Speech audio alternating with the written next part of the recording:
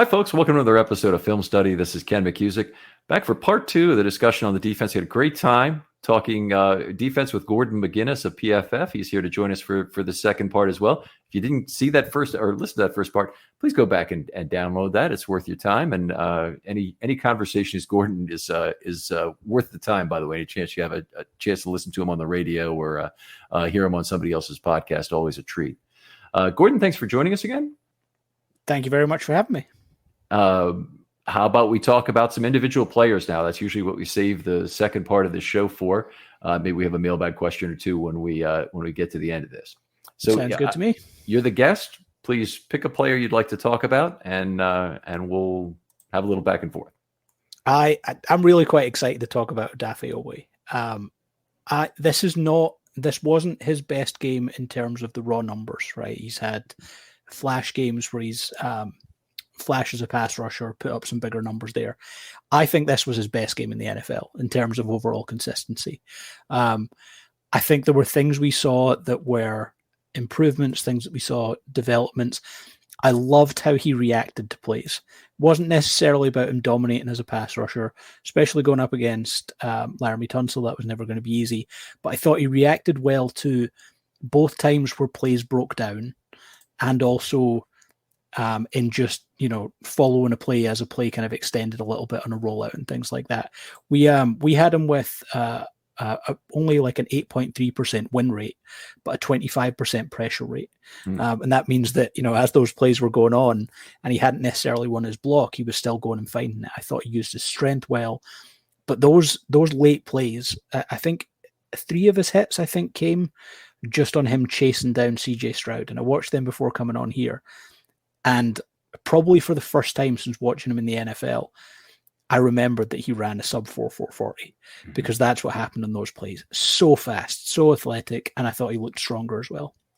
Yeah, outstanding. I agree. A number of plays from Oweh I want to talk about. You've hit on some of this in terms of his speed being really used to pursue Boots, to get after Stroud. And frankly, Stroud's not a completely slow guy. He's a somewhat mobile quarterback who can run the football a little bit. And there aren't a lot of edge guys who can cross the entire field and chase down a guy like that before he hits that corner. He did a very good job with that. Really good with the boot recognition. And we talked about that a little bit in the first show, so I don't want to duplicate and waste our time on that. One of the boot plays that he made was really spectacular. He was on the boot side, picked up the level 0 receiver, we'll call it, or the level 1 receiver, but the one closest to the line of scrimmage, and covered him. And that was when Matabike rushed in for his 11-yard sack. But it was actually Oweh who made that play by being in coverage of that first receiver. Yeah. Just tremendous athleticism, I thought. Yeah. Contributions across the board for Oweh. So very, very excited about him. I'm very bullish on Oweh's season. Where are you on this for now? Same. I know, like coming in, I'm not going to say I argued with people online, but a lot of people were down. A lot of people that felt were higher on Ojabo because second round pick. We didn't really see him much for injury. I thought Oweh finished last season really strong, and also I think.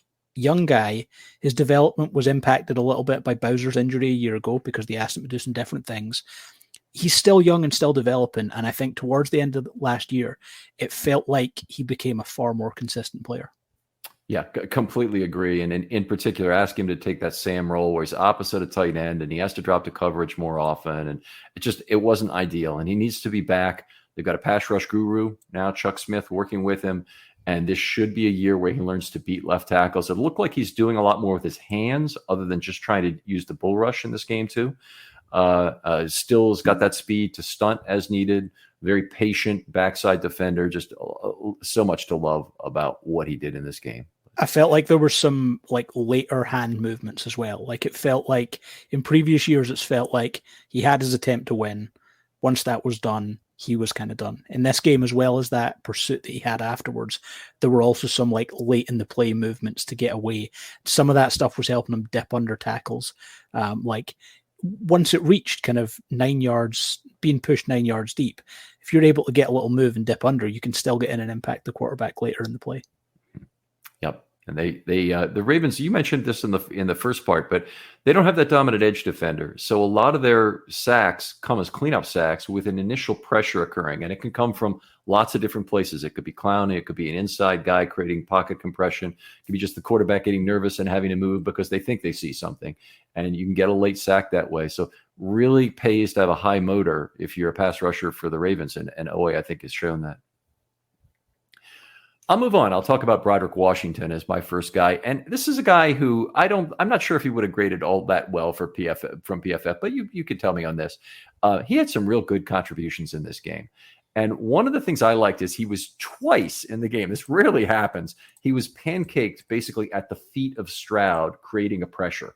And on the first one in particular, he had the presence of mind to continue to roll towards the quarterback, which was probably his quickest way he was going to get there, quickest and safest probably.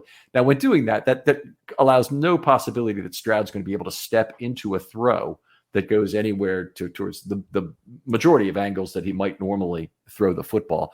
And so that was particularly effective. Did have a quarterback hit in the game when he beat the center Patterson. So that was a good one. And then the big one, he drew a holding call on Tunsil that negated a 9-yard conversion of first down. That was in the first quarter. So a lot of under the radar contributions, because they always want to know who had the holding penalty. They never want to know who had the holding penalty against, which is usually a very important thing to accumulate those against you. Yeah, his grade wise, he was like just ever so slightly below that kind of 60 mark. But like looking into the grade, it's 2 negatively graded plays, 2 positively graded plays.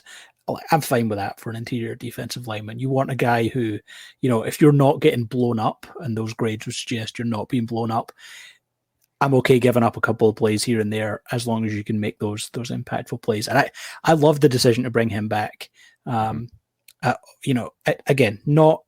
you don't need him to be a standout on your defensive line, but he's a guy who I think is going to contribute all season for them. Yeah, it was definitely a right player, right price choice. I don't think they could have afforded a deal with Madubuike. And Washington is a very solid, multi-year defensive lineman with what they're down to. They're down to just Travis Jones for next year. They really needed to beef that up with some additional contract work. Who do you want to go next to? I'd like to talk a little bit about Madubuike because I thought it's a really interesting game. So he wound up as one of the Ravens' lowest graded players in the game. But it's just not as simple as that, because the reason why he was one of the lowest graded players was because of the penalties. Number of penalties he had, the key penalties, that just has an impact. That's 3 big negatives that are going to have a big impact on his grade. But as a pass rusher, finished the game, we had him with 4 total pressures, one of which was the sack. Looked, again, really good as a pass rusher in this game.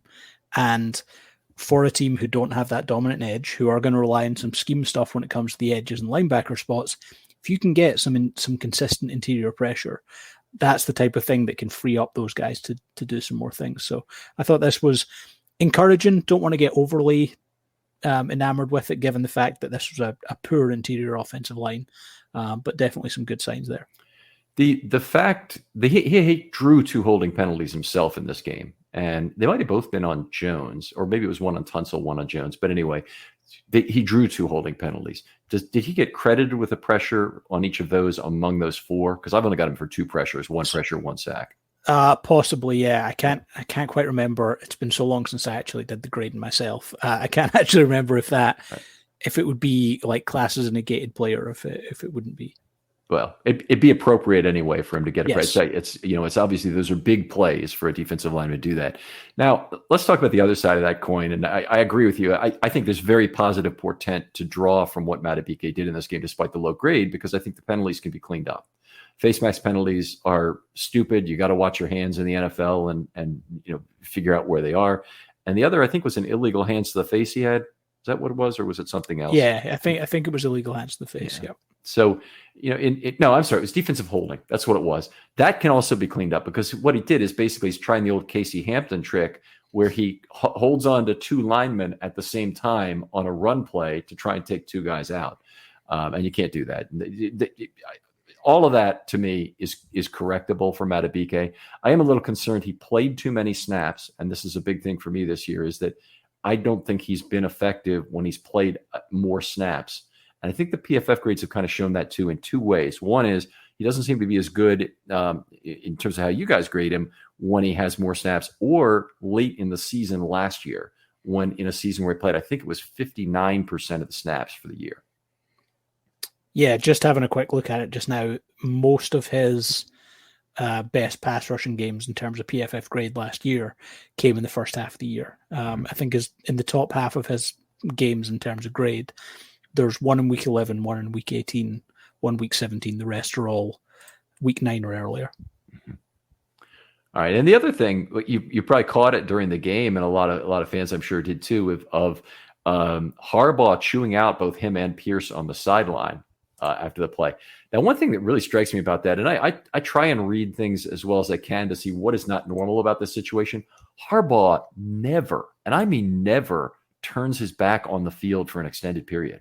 And that's something, by the way, that's a difference between a head coach and a coordinator. If you're a coordinator, you're over there on the bench with the offensive linemen when they're off the field, talking to them about, hey, look at this, we're scheming this. If you're a head coach, you got your eyes on that field the entire time. And that's generally the way of it.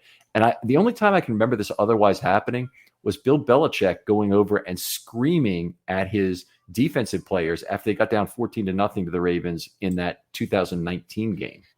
And it's just, it is so odd when it occurs. You really have to notice it. And it looked like not only were the two of them, they were trying to be as intent and focused as they possibly could be. Broderick Washington is kind of off to the side in the picture. And if you freeze the frame there, you see he has a significant amount of discomfort being an observer to the conversation. You can read it all over his face. Yeah. All right. My turn to pick a player, right? Let's talk Roquan, because we would be remiss not to include this unbelievable game. I think it was his best game as a Raven. 16 tackles, 11 of them were defensive wins as I count them, and I'm including all tackle contributions in here, assists and solos. 3 of those ended drives.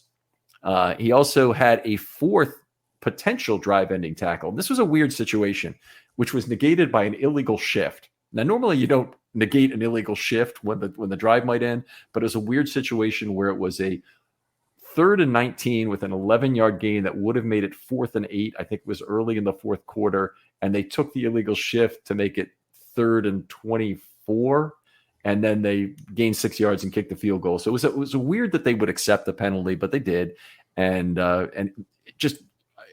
I love high leverage wins. Whenever a player has a drive ending play in particular, that has a lot of value to me. I think they ought to be counted as their own statistic, frankly.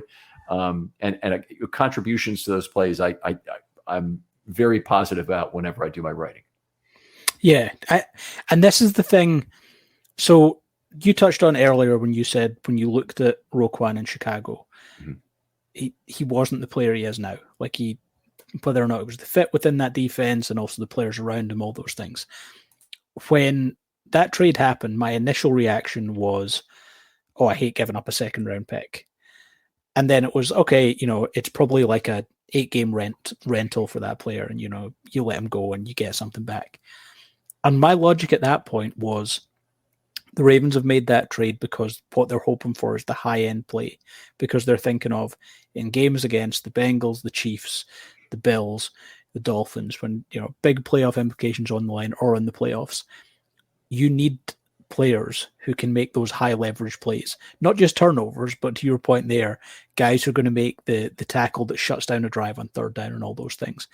And it obviously hasn't, they haven't had the playoff run at this point so far with it, but that's exactly the player he's been for them. And it's why, as much as I don't love paying huge sums of money to linebackers based on kind of overall values and stuff like that, I really don't have any issue with it for Roquan, because he's proven in half a season and now the start of this one that he is a difference maker. It's not the same as a difference maker as a 18 sack a season guy or 6 interceptions, but he is a player who's going to consistently make plays that are going to shut down drives that are almost like mini turnovers. Mm-hmm. Yeah, just it's hard to be superlative enough after a game like this, but he's already in half a season. He's had so many great games for the Ravens, and I honestly believe this was his best in terms of all the contributions he made in all aspects of the game. Though he didn't have a pick or a involvement in a turnover at all, it was just amazing.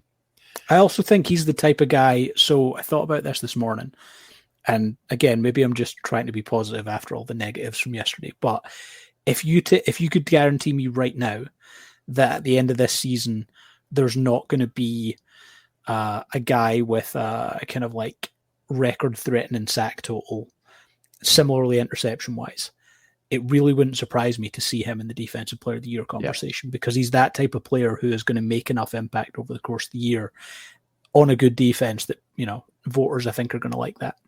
Yeah, great. That's a great point. And he's very much like Ray Lewis in that way. And Ray did have one great interception total where he rode that to the Defensive Player of the Year in part. But certainly being with a great defense is the thing. Now we still have to actually see this defense be great against some other opponents. But yeah, this is a big thing.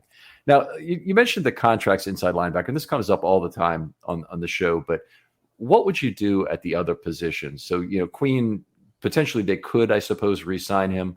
I'm gathering from your discussion that you probably wouldn't expend resources there. Probably not at the cost. And I could be proven wrong, but I feel like that's probably the decision the Ravens got to. So I think, I don't know if they always planned on this being the role for Queen when they drafted him, or if they hoped he would be the Roquan guy. If you look at what they did over a couple of years, they tried to sign Bobby Wagner, drafted Patrick Queen, and then made the trade for Roquan Smith. So I feel like they've probably accepted that what Queen is for them is a guy that they can deploy as a weapon on defense, and they can use him to attack things and stuff like that. And he's gonna create big plays himself. I don't think they will be willing to spend, realistically, probably upwards of $15 million a year to re-sign him, because I think his physical skill set is someone who's going to pay him that. Upwards of 15, right? 15, yeah, 15 per season. So yeah.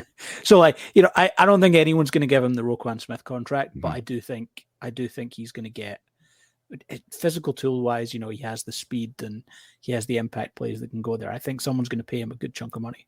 I wish him the best, and certainly from a compensatory draft pick standpoint, we'd be foolish not to. Teams have to make very difficult decisions about who they have to let go. I do think the Ravens, with Lamar on the second contract, need to be extremely cognizant of every dollar spent. I don't think there's any dispute over that.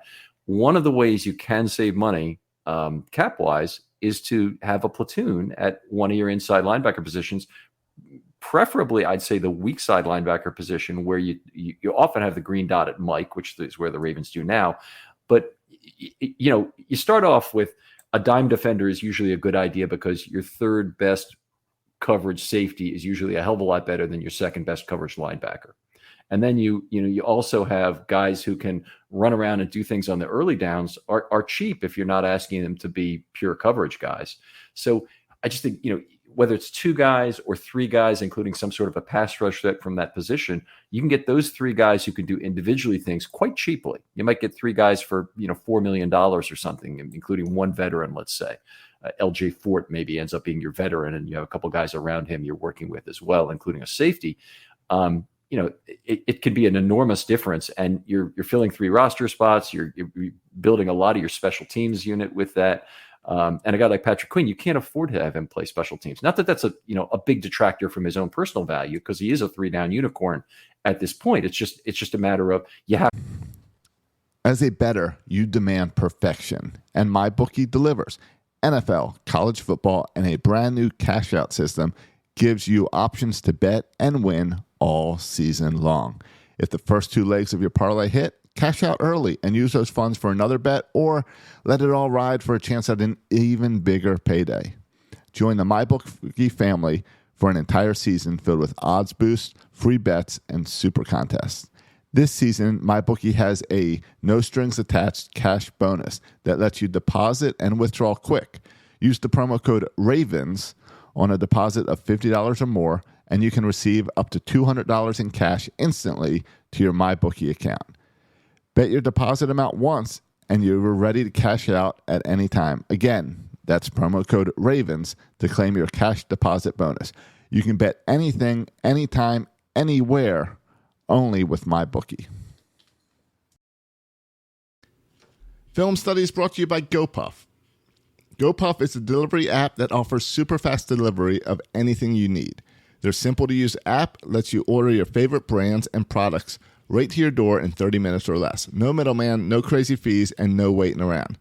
GoPuff has literally everything you could ever want. Get snacks, drinks, groceries, alcohol, home essentials, and more delivered with a click of a button. For a limited time only, GoPuff is giving new customers $10 off their first 10 orders, plus a free 14-day trial of their exclusive membership program by using the code WELCOME1010. GoPuff's membership program gets you access to unlimited free deliveries with no service fees, extremely low pricing on over 150 everyday essentials like eggs, milk, Ben & Jerry's, and more, and insane weekly deals on the most coveted and in-demand brands and products. So download the GoPuff app or visit gopuff.com and use the code WELCOME1010 today. Have to have roster spots assigned to that responsibility. Yeah, and you can realistically, for what I think Patrick Queen will get in the open market, you can have multiple players in that platoon. Oh, you could have 5 sets of them, I think, for what Patrick Queen's going to have. So, yeah. I think you can find linebackers a really weird position in the NFL whereby I think there's a very small number of really, really good linebackers. Mm-hmm. And then there's quite a big group, and Patrick Queen's one of these guys, whereby they're not consistent. And I should say Patrick Queen now is significantly more consistent than Patrick Queen as a rookie was. I know there is a thing and I've been really down on Patrick Queen before, that, PFF hates Patrick Queen.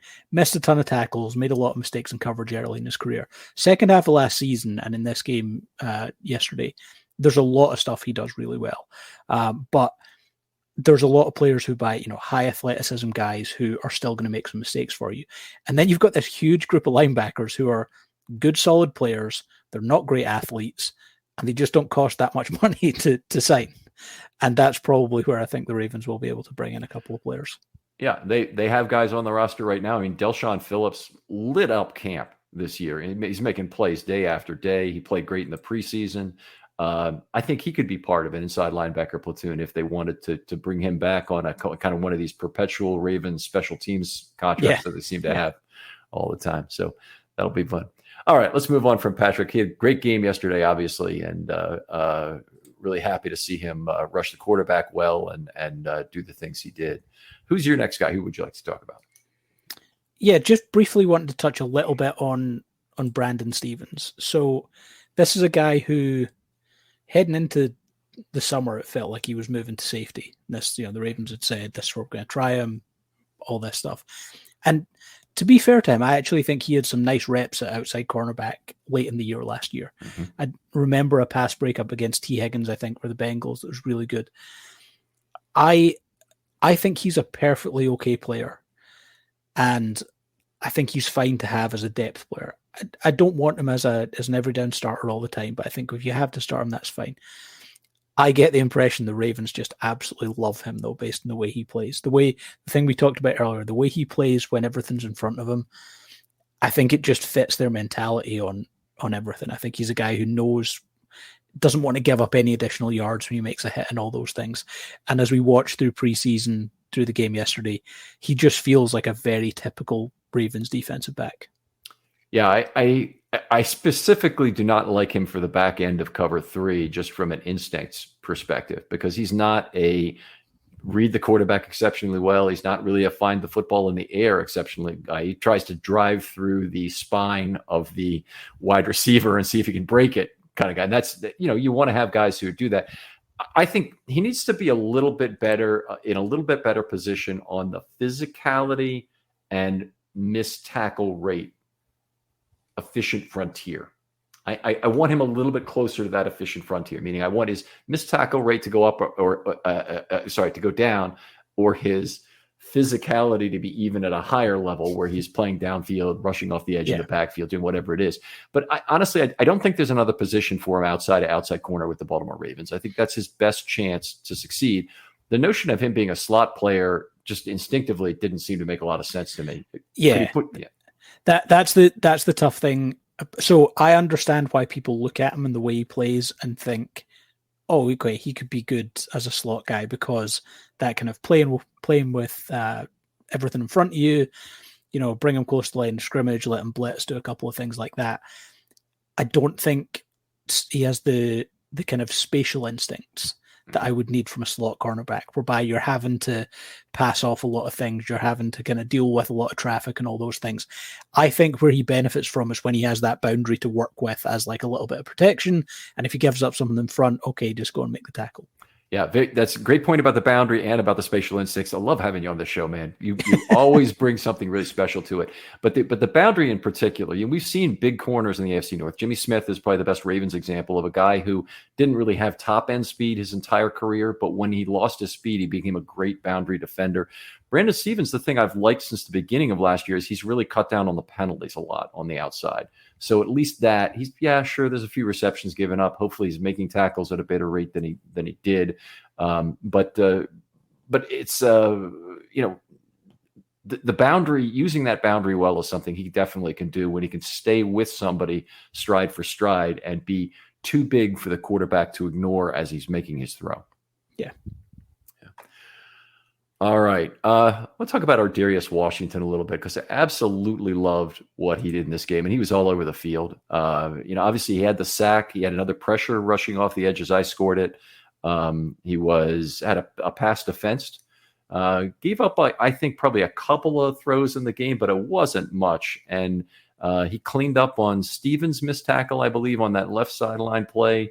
Just lots of positive things that he was able to put together in this game, and we talked about it a little bit in the first show. Is just a guy who is one of the really bright spots in terms of a player playing way above expectations so far this year. Yeah, really one of the stories. The story for the Ravens on the defensive side, I think he's the equivalent of John Simpson at left guard for them on the defensive side of the ball. Just plays. So where I don't think he has the same coverage skills as like a Lardarius Webb had for the Ravens, but that same mentality for being way more physical than someone his size should be. He's more physical than he looks like he should be. And we had him giving up 4 receptions in this game, but only for 26 yards. He had a tackle resulting in a defensive stop. He had the sack. So, good game all around, I think. And yeah, it's 4 out of 4, right? Okay. Yeah. So, not ideal, but 6.5 yards per play is not something. I think that's fine. Yeah. Yeah. The guy he reminds me of is Corey Ivey, who was the Ravens slot corner in the 2006 season for that great defense. He also was around in 2007 too. He's late. I want to say in week 9 of the season, he was leading the team in sacks with 2. Tied for the team in sacks. So, that wasn't a good year, by the way. but the Corey Ivey, whirling dervish of a player, Tasmanian Devil, they used to call him, I think, and for undersized guy to be involved in so many big plays, just remarkable. Some safeties in Ravens history have just had a knack for that. Chad Williams was another guy who was a remarkable turnover. Always involved in a turnover situation. And Anthony Levine, of course, in recent years has been another one, but exciting players. Your turn. Who would you like to talk about? I think I'd like to touch a little bit on David Ojabo, guy who really near and dear to my heart, just based on the fact that he did live in Scotland for a good part of his life before he moved to Michigan. I came into this game probably quite down on how his preseason had gone. And don't get me wrong, I don't think Sunday was incredible, but I thought there were some really nice flashes. The strip sack, kind of similar to the game against the Bengals, whereby in this game, obviously, he played a lot more, but you hadn't really seen him flash in the game as a pass rusher, and then gets an opportunity and he attacked the ball. Like, he knew where that ball was and he went for it to force that. But I thought he also looked relatively strong against the run as well. So for a guy who I was definitely down on coming out of preseason, I'm not going to say I'm all the way back in on, but trending a little bit further upwards, I would say. They had him in almost exclusively on pass plays in this game, but not completely. There were a few run plays while he was in there. One of the things we saw a little bit in the preseason was that he'd lost the edge a couple of times, and I didn't really see that happening in this game. We don't have one negative run note in our set about Ajabo, so I was very happy to see that.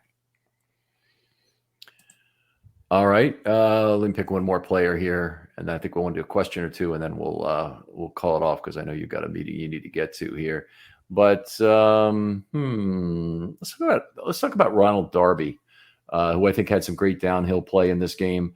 I didn't think he was bad in coverage. I didn't think he lost anybody for a big play. I'm trying to remember who gave up the 26-yard play, but I think that was on the other side of the field, right? That was a pass maybe in the 2 slot between, towards the left sideline.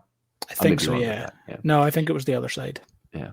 So Darby, I thought, played really well downhill, supporting the run. Certainly that was a big part of what he did in this game. But I thought, every play he's back there in coverage. And I know the way the PFF system used to work, there was a small positive adjustment for every play that a cornerback was not targeted back in the old +2 to -2 days when you could see the actual score that a player was getting.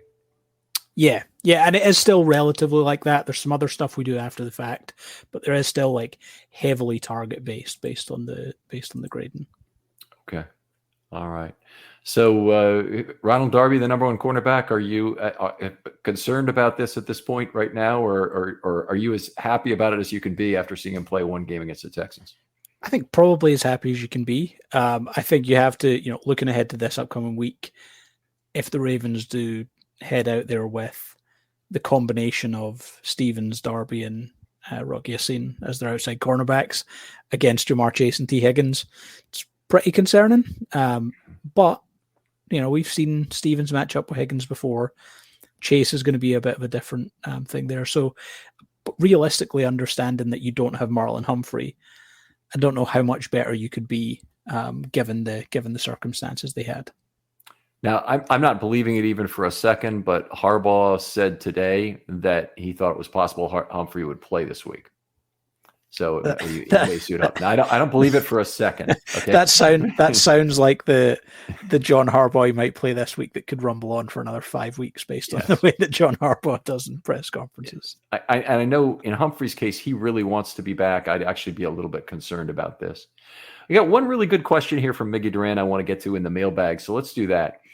He says, did the pass rush results improve after the Texans' offensive tackle left the game, or was it steady during the entire game? I'm trying to project a good result versus better competition.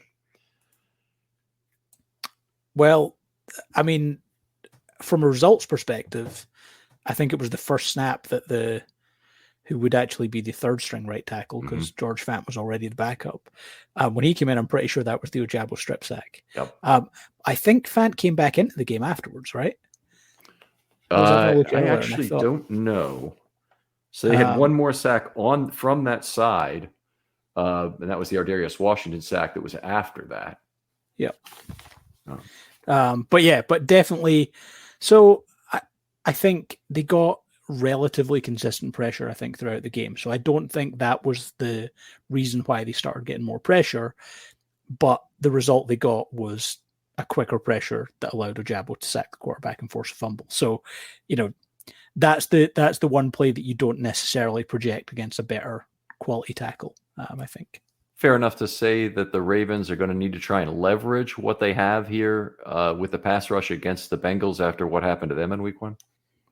Yeah, I think this is the game where Mike McDonald can prove his worth. I think he's proven his worth time and time again, but this is the type of game whereby you need him to be in his bag, as the kids would say on social media these days. If you let him, cause some havoc with Queen and Roquan Smith, he generally has been very good against Joe Burrow so far in his career. And I think they're going to need that again this week. I would love to see Burrow resort to the kind of game plan that they did the last 2 times they played him in Week 18 and P1 last year, was they threw to the outside on a disproportionate number of plays. And it just seems like that's really allowing the Ravens to dictate against your strength. Your strength is getting people free down the middle of the field or down the sideline if you want that. And the Ravens are playing some defense which doesn't allow you to do that. Well, tell me what that is. I want to play that all the time. Yeah, very exciting. And I think that next week will be a big test for the Ravens in Cincinnati. Obviously, this game is going to be Waterloo for the Cincinnati Bengals. If they lose a second divisional game to one of what I think they probably consider, even after what happened to the Ravens here in week one of their primary divisional competitors, I don't think they'll be in a good place. By the way, to take this a little bit offline here, what do you think about the Browns? The Browns have a huge war chest this year.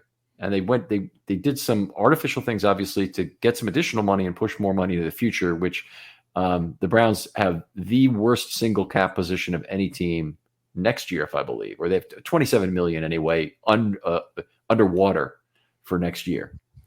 Are they in a Rams situation here where they're trying to win it this year before the Watson contract eats them alive? So I read an article, and I am by far not a cap guru by any sense, but I read an article, and there is some kind of quirk within the salary cap whereby the kind of kicking the can further down the road salary wise. So what the Browns have done in their cap position next year looks terrible, but their cap position this year is fantastic because of how they've maneuvered the contracts. That then means that they roll over a good amount of that into next year. Sure.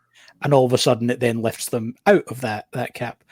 And apparently, as long as you have an owner that's willing to spend the additional money, there is an edge of about 10% of the salary cap that can be gained simply from doing these moves and maneuvering them. And people seem to think that what they're doing is they're kind of doing this until they get, so when they start now having first round picks again, now that the Watson trade, once that's all wrapped up, you then get the opportunity to draft higher value talent cheaper because you now have those first round picks.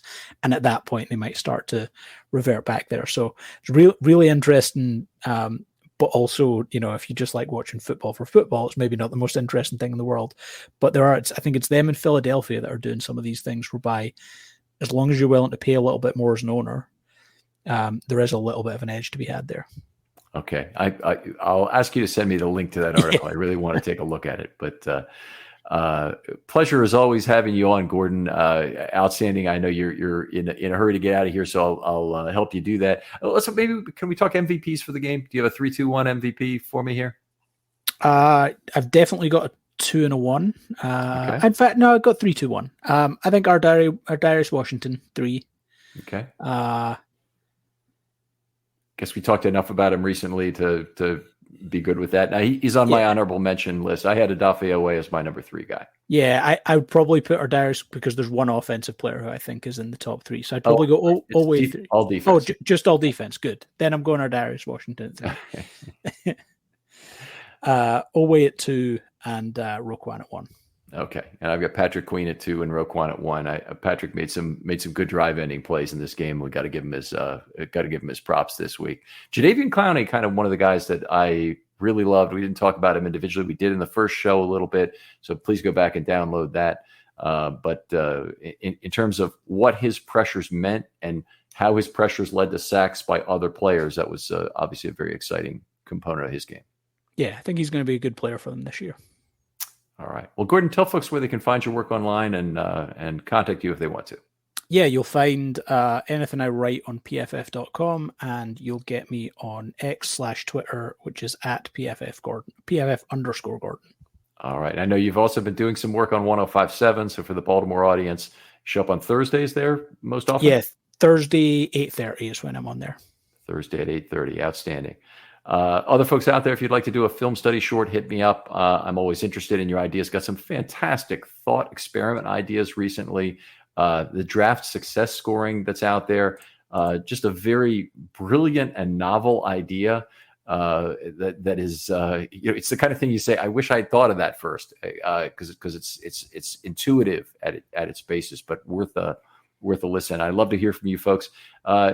Just anything you're passionate about, you be you. Don't try necessarily be the most technical guy unless that's who you want to be, unless that's you. So, but I'd love to talk to you about that and love meeting new people through that forum. Gordon, thanks again for coming on. Thank you very much. And we'll talk to you next time on Film Study.